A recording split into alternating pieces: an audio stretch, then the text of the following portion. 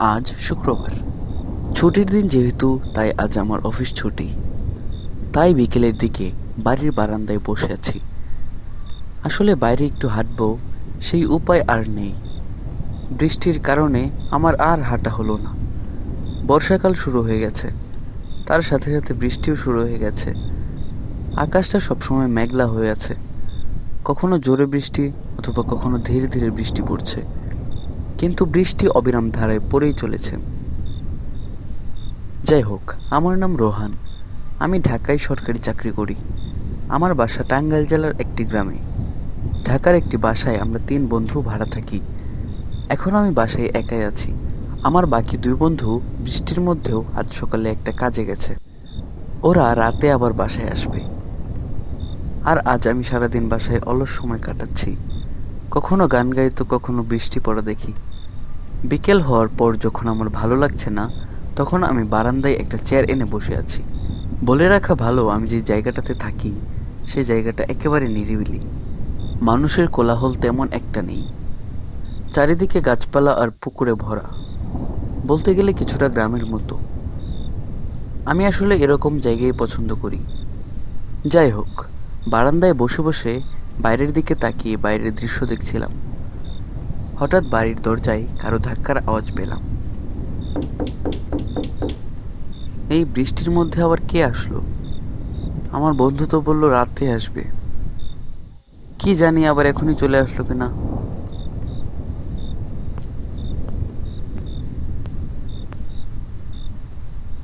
তারপর দরজার কাছে গিয়ে দরজা খুলে দেখি একটা মধ্যবয়স্ক লোক দাঁড়িয়ে আছে। আর লোকটির পুরো শরীরে একটা ময়লা চাদর দিয়ে ঢাকা আছে, শুধু মুখটা দেখা যাচ্ছে। তা মশাই, আপনি কে? কি চাই আপনার? সাহেব, সাহেব, আমি মারা গেছি। আমাকে কবর দেওয়ার মানুষ নেই। আপনি কি আমাকে একটু কবর দিতে পারবেন? হা হা হা হা হা হা। আপনি কি পাগল হয়ে গেছেন নাকি? আপনি মারা গেছেন, আবার আপনি আমার কাছে এসে আপনার কবর দেওয়ার কথা বলছেন? এটা কেমন কথা হলো ভাই? সাহেব, আমি সত্যিই বেঁচে নেই। এটা আমার আসল দেহ নয়। কি বলছো এসব? তাহলে আমার সামনে এটা তুমি দাঁড়িয়ে নেই তো কে দাঁড়িয়ে আছে? সাহেব, আমি এখন একটা আত্মা। আপনার সামনেই দাঁড়িয়ে আছি সাহেব। আচ্ছা, ধরে নিলাম তুমি আত্মা। তাহলে তুমি এটা বলো যে তোমার কবরে মাটি দেওয়ার জন্য আমাকেই অনুরোধ করছো কেন? অন্য কাউকে বলছো না কেন? আর তুমি আত্মা, তুমি নিজেই কবর খুঁড়ে নিজেই কবর দিয়ে দিলেই তো হয়। সাহেব, আমি মারা যাওয়ার আগে স্বপ্নে দেখেছি আপনি আমার কবরে মাটি দিবেন। আর আমি নিজেই নিজের কবরে মাটি দিতে পারি না, সেই ক্ষমতা আমার নেই সাহেব।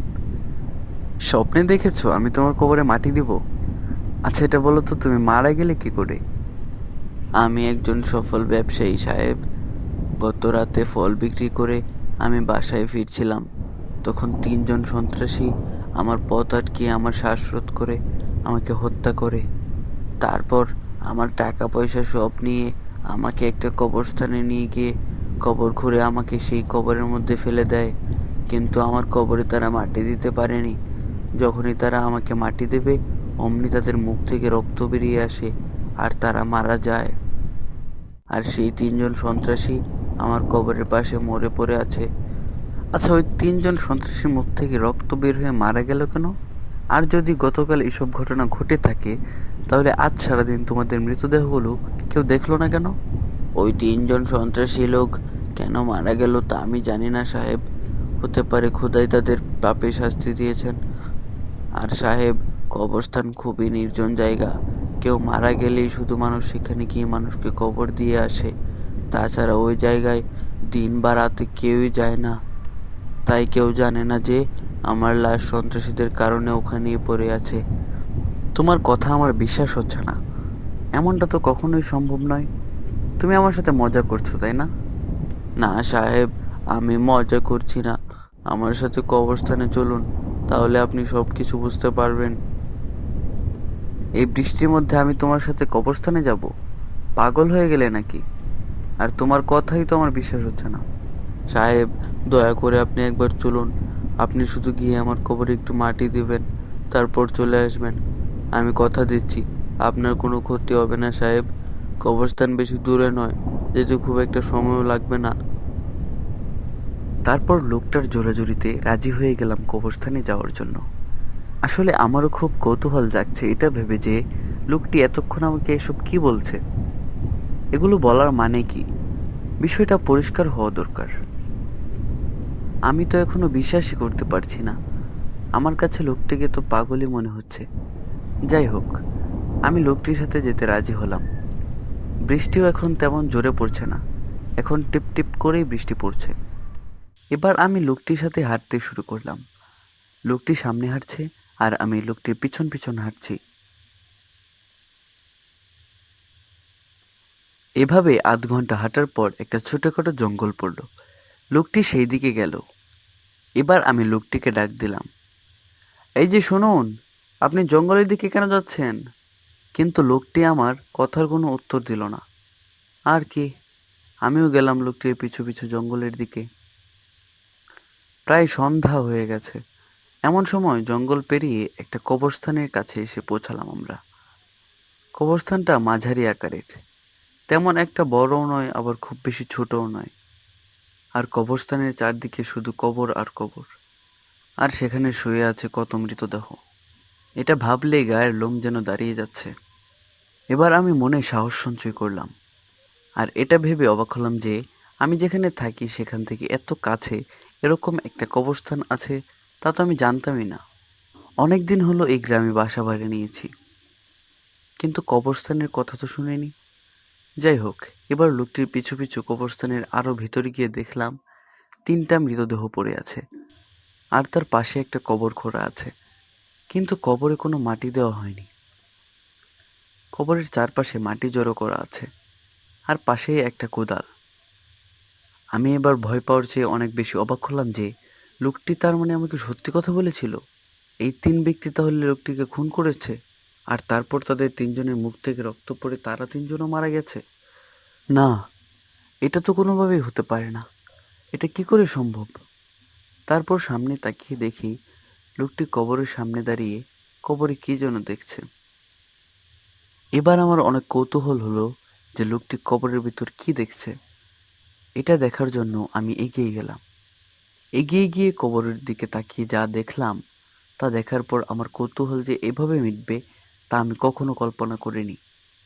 আমি কবরের দিকে তাকানোর পর দেখলাম যে লোকটির সাথে আমি একটু আগে কথা বলেছি, যাকে পাগল বলেছি, যে এখন আমার পাশে দাঁড়িয়ে আছে, আর সেই লোকটি কবরের মধ্যে শুয়ে আছে। লোকটির চোখ একেবারে বন্ধ। লোকটিকে দেখে বোঝা যাচ্ছে যে একটি প্রাণহীন দেহ শুয়ে আছে। এটা দেখে আমি প্রচণ্ড ভয় পেলাম, সাথে খুব অবাক হলাম। আমি যেন বাকরুদ্ধ হয়ে গেলাম। আমার মুখে যেন কোনো কথা নেই। কবরের মধ্যে থাকা ব্যক্তি আর আমার পাশে যে আছে, যার সাথে কিছুক্ষণ আগে কথা বললাম, তারা দুজন দেখতে হুবহু একই রকম। এটা কি করে হতে পারে? আর আমার পাশে যে আছে, তাহলে সে কে? এবার আমি আমার পাশে দাঁড়িয়ে থাকা লোকটির দিকে তাকালাম। তাকিয়ে দেখি সেখানে কেউ নেই, একেবারে উধাও। চারিদিকে তাকিয়ে দেখি লোকটি কোথাও নেই। এবার আমার ভয় অনেক বেড়ে গেল। আমি কবরের ভিতর তাকিয়ে দেখলাম লোকটি আমার দিকে তাকিয়ে সাহেব, আছে। আর দেরি করবেন না, তাড়াতাড়ি আমার কবরে মাটি দিয়ে দিন। সাহেব, তাড়াতাড়ি মাটি দিয়ে আপনি চলে যান। আমি দেখলাম লোকটি কবরে শুয়ে আছে আর আমাকে মাটি দিতে বলছে। আমি তখন কি করব কিচ্ছু বুঝতে পারছিলাম না। ভয়ে ভয়ে মাটি দেওয়া শুরু করলাম। মাটি দেওয়া শেষ করে ভয়ে ভয়ে তাড়াতাড়ি বাড়ি ফিরে গেলাম। অঝোর ধারায় বৃষ্টি পড়ছে তো পড়ছেই, আর আমি সেই বৃষ্টির মধ্যে ভিজতে ভিজতে দিক বেদিক ছুটে বেড়াচ্ছি। থাকার জন্য একটা ছোট্ট আশ্রয় খুঁজছি, আর একটা কাজ খুঁজছি, যেন বাকি জীবনটা কাজ করে কাটিয়ে দিতে পারি। আমার নাম রোহান, বাবা মায়ের একমাত্র সন্তান। বাবা মা দুজনেই মারা গেছে 2 বছর হলো। শেষ আশ্রয় মামি, সেও আজকে তাড়িয়ে দিলেন। এজন্যই এই দুর্যোগে হন্যে হয়ে একটা কাজ খুঁজছি। অনেকক্ষণ হাঁটার পর খানিকটা দূরে একটা আলোর দেখা পেলাম। আলো দেখে খানিকটা আশ্বস্ত হলাম। তাড়াহুড়া করে ছুটে গেলাম ওদিকে। যদি কোনো কাজ বা আশ্রয় পাই। আরে এটা তো একটা চায়ের দোকান, যাই এখানে গিয়ে দেখি কোনো কাজ পাই কিনা।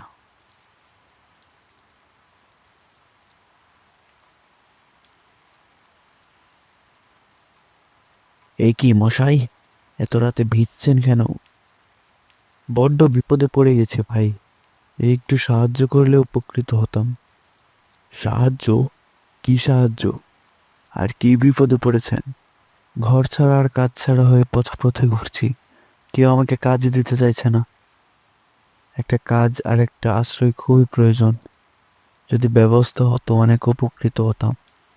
হ্যাঁ দাদা, বুঝতে পারলাম, তবে আমার এখানে তো কোনো কাজ পাবেন না। আমার দোকানে একটা ছেলে আগে থেকেই কাজ করে। ও, তাহলে আর কি করার। আচ্ছা, কোথায় গেলে কাজ পাওয়া যাবে বলতে পারেন? না তো বাবু, ওসব আমি জানি না। নিরুপায় হয়ে ভাবতে লাগলাম, এবারে কি করা যায়। ছোটবেলায় বাবার মুখে শুনেছিলাম এখানে নাকি এক বড় জমিদার বাড়ি আছে, যেখানে অনেক মানুষ কাজ করে। কে বলতে পারে আজও সেই জমিদার বাড়ি আছে কিনা, আর আজও সেখানে অনেক মানুষ কাজ করে। যদি সেই জমিদার বাড়িটা একবার পায়, নির্ঘাত একটা কাজ জুটিয়ে ফেলতাম। তবে কোথায় পায়? চারদিকে বৃষ্টি কিছুটা কমে গেল। ভাবলাম এই ফাঁকে জমিদার বাড়ি খুঁজে সেখানে একটা বন্দোবস্ত করা যায় কিনা। বলছি ভাই, এখানে একখানা জমিদার বাড়ি ছিল না? ওই জমিদার বাড়িটা কোন দিকে বলতে পারেন? জমিদার বাড়ি? হ্যাঁ আছে, কিন্তু কেন? ভাবছি ওখানে একবার যাব, গিয়ে দেখবো কোনো কাজ পাই কিনা। কথাটা শুনে দোকানদারের মুখটা কেমন যেন ফ্যাকাশে হয়ে গেল। খেয়াল করলাম দোকানের বাকিদের মুখটাও কেমন যেন কালো হয়ে গেল। দেখে মনে হচ্ছিল তারা খুব ভয়ে আছে। আমার কথা শুনে দোকানদার বলল, আপনি এগুলো কি বলছেন? হ্যাঁ, হ্যাঁ, আপনি কি পাগল টাগল হয়ে গেছেন নাকি? না না, পাগল হব কেন? জমিদার বাড়িতে কিভাবে যেতে হয় তা বললেই তো হয়। কি, আমি আপনাকে রাস্তা বলবো? হ্যাঁ, কেন ভাই, আপনি কি চেনেন না? চিনি বটে, কিন্তু আপনি ওখানে যাবেন না কিন্তু আবার। কেন? কেন যাব না? না না, মানে ওই কিছু না। আচ্ছা, মুশকিল হলো তো। জমিদার বাড়িতে কিভাবে যেতে হয় বলুন না মশাই। মানে সোজা গিয়ে ডান দিকে একটা বড় বাড়ি আছে, ওইটাই জমিদার বাড়ি। আমাকে আর কিছু জিজ্ঞাসা করবেন না বাবু, আমি আর কিছু বলতে পারবো না। ঠিক আছে, ধন্যবাদ আপনাকে।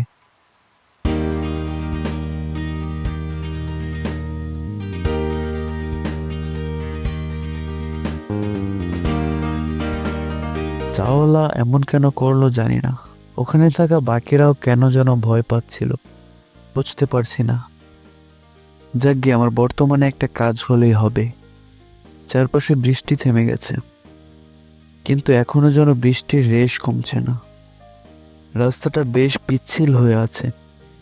জঙ্গল পেরোলেই বোধহয় জমিদার বাড়ি পাওয়া যাবে। আমি আরো তাড়াতাড়ি হাঁটতে লাগলাম। যে করেই হোক, যত তাড়াতাড়ি সম্ভব আমাকে জমিদার বাড়িতে পৌঁছতে হবে। অনেকক্ষণ হাঁটার পর অবশেষে দেখতে পেলাম জমিদার বাড়ি। ওই তো জমিদার বাড়ি। আরে বাপ রে, কি বিশাল বাড়ি! অবশেষে পেলাম তাহলে। জমিদার বাড়ি দেখার পর আমি সেই বাড়ির দিকে অগ্রসর হই। সুবিশাল প্রাচীরে ঘেরা জমিদার বাড়ি। যদি এই বাড়িতে একটা কাজ নিতে পারি তাহলে তাহলে আর আমাকে কে পায়।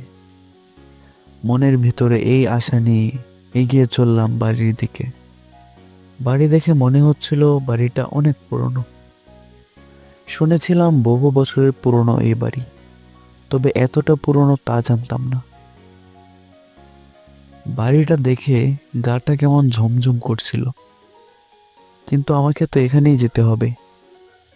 বাড়িটার চারপাশে কেবল ঝোপঝাড় আর জঙ্গল। বাড়ির সামনে কাউকে দেখা যাচ্ছে না। আমি সাহস করে বাড়ির ভিতরে প্রবেশ করলাম। বাইরে থেকে বাড়িটা যত ভয়ানক দেখতে, ভেতর থেকে ঠিক ততটাই সুন্দর। বাইরে থেকে দেখে কেউ কল্পনাও করতে পারবে না বাড়ির ভেতরটা এত সুন্দর হতে পারে। চারপাশে কাউকে না পেয়ে আমি এবার ডাকাডাকি শুরু করলাম।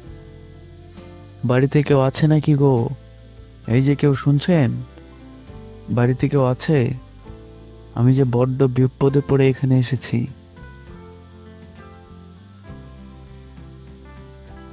কে তুমি বাছা? এত রাতে এই বৃষ্টির ভিতরে তুমি এখানে কি করছো? বৃষ্টি তো থেমে গেছে সেই কখন। আমি এখানে খুব বিপদে পড়ে এসেছি। বিপদ? কি বিপদ? আমি পাশের গ্রাম থেকে এসেছি। বাবা মা মারা যাওয়ার পর আমি মামির কাছে থাকতাম, কিন্তু মামি আমাকে তাড়িয়ে দিল। আশ্রয় নেই, কাজও নেই, তাই পথে পথে ঘুরে বেড়াচ্ছি। যদি একটা কাজ পাইয়ে দেন তাহলে খেয়ে পড়ে বেঁচে থাকতে পারতাম। তা আপনি কে? হা হা হা, আমার বাড়িতে এসে বলছো আবার আমি কে? আমি এ বাড়ির জমিদার। আমার ভুল হয়ে গেছে জমিদার মশাই, আমি আপনাকে চিনতে পারিনি। দয়া করে আমাকে একটা কাজ দিন না। আমি কথা দিচ্ছি আপনার দাস হয়ে থাকব। যখন যা বলবেন তাই করব। আমার একটা কাজ না হলে আমাকে যে না খেয়ে মরে যেতে হবে। আচ্ছা, রাখলাম তোমাকে কাজে। ঘর দুয়ার পরিষ্কার করবে আর সব কিছুর দেখাশোনা করবে, আর মাইনে আমি তোমাকে দেব, কোনো সমস্যা নেই। আর 3 বেলা খাবে, আর না হয় এ বাড়িতেই থাকবে। আমার কোনো মাইনে দরকার নেই, আপনি শুধু আমাকে খেতে আর থাকতে দিলেই চলবে। আপনি আমার অনেক উপকার করলেন। তা বাচ্চা, তোমার নাম কি? আমার নাম রোহান। তা বেশ, তবে শোনো রোহান, একটা বিষয়ে সাবধান করে দিচ্ছি। রাত হলে ঘর থেকে কখনো বের হবে না, আর এ বাড়ির বাইরে কখনো যাবে না। যাও এখন, তবে ঘুমিয়ে পড়ো, অনেক রাত হয়ে গিয়েছে। সকালে উঠে কাজ করবে। ঠিক আছে জমিদার মশাই।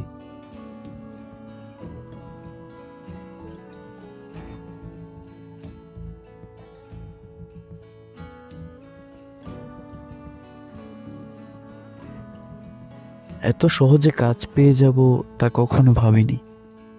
এরপর আমার চোখে ঘুম জড়িয়ে আসতে লাগলো, কিন্তু হঠাৎ ঘটলো এক আজব ঘটনা। ঘুমে চোখ লেগে এলো আমার।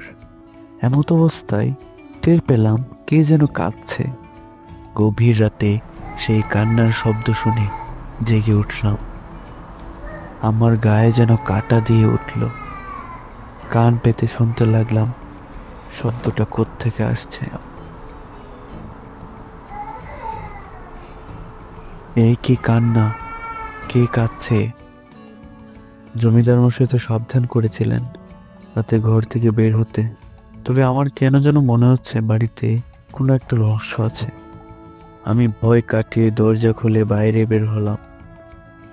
করিডোরে মৃদু আলো জ্বলছিল। আমি আস্তে আস্তে সেই কান্নার উৎসের দিকে এগিয়ে গেলাম। হাঁটতে হাঁটতে পৌঁছে গেলাম বিশাল এক দরজার সামনে, যেটা বন্ধ ছিল। কেউ আছেন এখানে? কোনো উত্তর এলো না। আমি ধাক্কা দিতে দরজাটা খুলে গেল, আর সেখানে একটি পুরনো ছবি। ছবির সামনে একটা মোমবাতি জ্বলছিল। ছবিতে ছিল একটি ছোট্ট মেয়ে, তার মুখে বিষণ্ণতার ছাপ। এই ছবিটা কার, আর এখানে এভাবে ফেলে রেখেছে কেন? আমি পিছনে তাকাতেই দেখতে পেলাম জমিদার মশাই দাঁড়িয়ে আছেন। আমি তো তোমাকে বলেছিলাম রাতে ঘর থেকে বের হবে না, কিন্তু আমি কান্নার শব্দ শুনেছি, তাই দেখতে এলাম। এই বাড়ির গল্প জানতে চাও? শুনে ভয় পেও না যেন। বলুন, আমি সব শুনতে চাই। জমিদার মশাই দীর্ঘশ্বাস ফেলে বললেন, এই ছবিটা আমার ছোট বোন রূপার। সে ছিল খুবই হাসিখুশি আর প্রাণবন্ত, কিন্তু একদিন সে গভীর রাতে বাড়ির বাগানে খেলা করতে গিয়ে হঠাৎ হারিয়ে যায়। অনেক খোঁজাখুঁজির পরও তাকে পাওয়া যায়নি, আর সেই রাত থেকেই এই বাড়িতে কান্নার শব্দ শোনা যায় সবাই বলে রূপার আত্মা এখন এখানে ঘুরে বেড়ায়। তাহলে কি আমি আত্মার শব্দ শুনেছি? হ্যাঁ, এটা রূপারই কান্না। এটা কি সম্ভব? আমি কি রূপাকে সাহায্য করতে পারবো? আমি সিদ্ধান্ত নিলাম এই রহস্যের সমাধান করব। আমি জমিদারের সঙ্গে থেকে বাড়ির প্রতিটি কোণ ঘেঁটে ঘেঁটে দেখব এবং রূপার আত্মাকে শান্তি দেওয়ার চেষ্টা করব।